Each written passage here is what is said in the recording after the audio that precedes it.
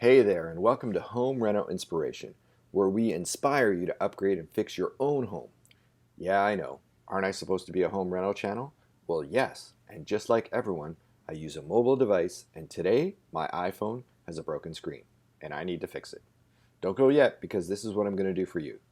I'm going to show you how I fixed my iPhone 6s Plus screen for as low as 50 bucks, including shipping and everything.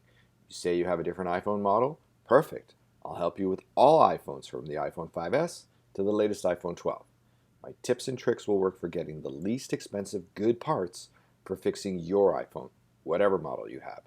Now, I don't have AppleCare Plus, and I don't have a buddy who works for Apple. I'm just like you, no connections. What I do have, though, is a particular set of skills and experience that I'm willing to share with you, so you'll know too. So basically in this video, I'm going to show you everything you need to know to replace any iPhone screen and battery with Apple, but not the actual screen or battery replacement. That'll be in my next video. Let's get started. The reason you're here is probably because your iPhone screen is broken too, and you're wondering, since we all bought our phones from Apple, what will Apple charge to repair my iPhone screen? You might also wonder, should I have bought AppleCare Plus? Should I consider buying a new phone? If I'm replacing the screen, should I replace the battery too? If I'm opening up the device already, I might as well, right? What about my data? Is it safe? Should I back up my data first? What about if I can't back up my data? All great questions. Now, in my opinion, if you have an even older iPhone, like an iPhone 5 or earlier, those are all 32-bit phones. And in 2021, I don't feel it's worth it to fix. But it's your call. This video covers iPhone 5s or newer, all 64-bit iPhones. Now remember, everybody gets AppleCare for the first year when we buy a new phone. That's our 1-year warranty. We can read the details here. If we break our screen in the first year, does AppleCare cover us? No. This is important to know and understand. I thought AppleCare would cover us for screen breakage during our first year, but it does not. A first-year iPhone warranty is just a general warranty against manufacturer defects or whatever. We also receive 90 days of tech support, but after that, we're on our own. So what can we do to protect ourselves from broken screens? We need to consider AppleCare Plus. AppleCare Plus is an enhanced warranty that improves AppleCare. With AppleCare Plus, we get 2 incidents of screen breakage that will cost us just $29 each to repair. Look here on the screen replacement page for details. There are also other benefits too. For example, let's look on the battery replacement page. Replacing the battery with AppleCare Plus is free. Now, there are some requirements we must meet before our battery is replaced. For example, I believe the battery needs to be reduced below 80% of the original capacity to qualify for a free battery replacement. Plus, our iPhone screen must not be cracked. Apple won't open our iPhone to replace the battery if there's any other visible damage on our phones already. That other damage, like a damaged screen, needs to be repaired first. Now, paying just $29 to replace the screen or getting a battery replaced for free might sound like a sweet deal. The thing is, we need to factor in the actual cost of AppleCare Plus. Let's look at AppleCare Plus prices. On the right, I've listed AppleCare Plus prices for all iPhones that Apple will support. Monthly prices are slightly more expensive than buying the first 2 years up front. Keep in mind, the monthly AppleCare Plus option will continue to renew for up to 5 years, unless we cancel. When the 2-year upfront payment expires, we'll be given an option to renew AppleCare Plus on our phone on a monthly payment plan. I think we have 30 days to decide to continue to pay for AppleCare Plus. Once that offer expires, we can't renew. We're considered out of warranty for the rest of the life of our Apple device. When we pay for AppleCare Plus, we get additional services too, like remember that 24/7 tech support line that Apple gave us with our new iPhone purchase for 90 days? With AppleCare Plus, we continue to receive that support. We might also be offered advanced device replacement if we're mailing our device for service. Let's illustrate with an example. Say we bought an iPhone 12 Pro and we decide, sure, I'll take the AppleCare Plus for the maximum 5 years at $10 per month or 60 months. That's $600 for insurance that we may or may not use. Is it worth it? The iPhone 12 Pro was purchased for $1,000 minimum, and in the 5 years we'll have paid another 60%. I'll let you decide. For me, no. I want another option. I say save the $600 and buy an amazing iPhone case and screen protector. That'll cost what, $100? Or likely less. Can Apple still help us if we break our screen? Certainly. Here's a listing of out of warranty prices. Say we broke our screen on our iPhone 11 Pro. Today, Apple will charge $279 to replace it. Look at the chart. Looking at the chart, we can see that as our iPhone gets older, it gets cheaper and cheaper for Apple to repair the screen. To me, this is starting to sound a little more reasonable. For example, an iPhone 8 costs just $149 to repair the screen. The iPhone 8 was released in late 2017. That's a 4-year-old phone. I think this option, pay only if we need repairs, seems like a much better option. Yeah, I know. We wouldn't buy a new phone if our screen was broken, would we? Some people would.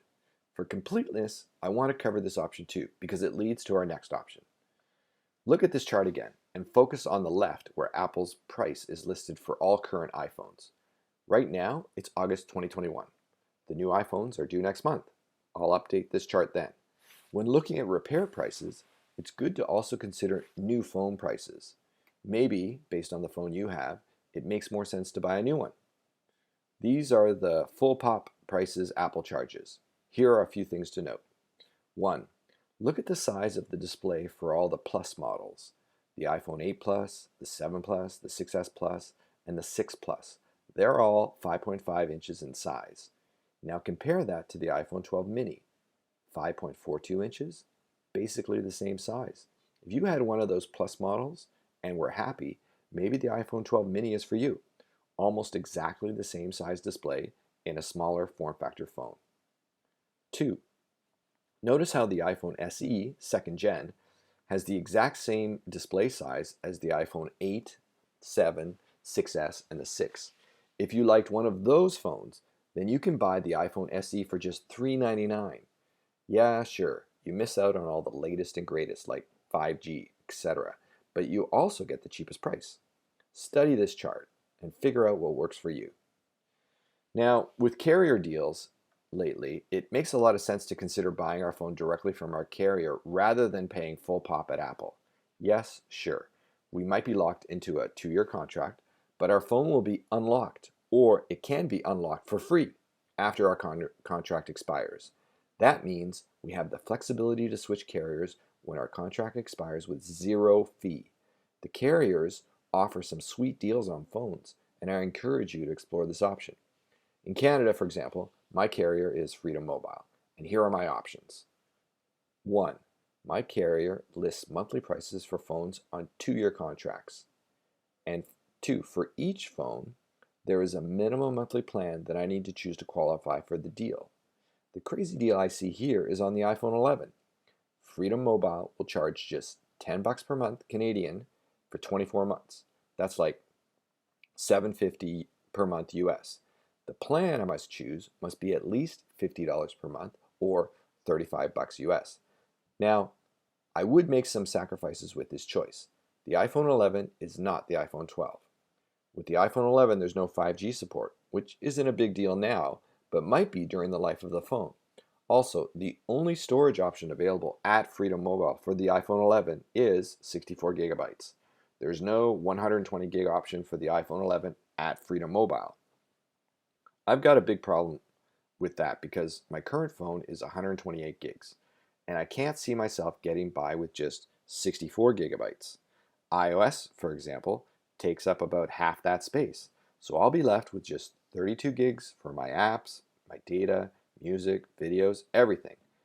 The iPhone 11 also has a better camera for pictures and videos and all of that stuff will be shot at even higher resolutions than my current iPhone 6s Plus, which means I'll be using up more storage for the same amount of pictures and videos.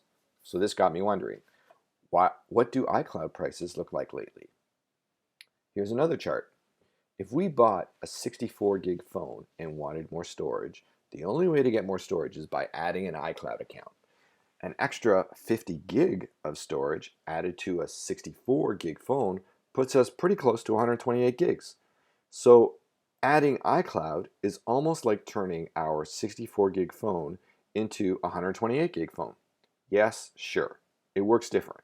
The data needs to be uploaded to the cloud, so it will eat into our data plan. It's 2021 though, and the last time I checked, unlimited data plans are back.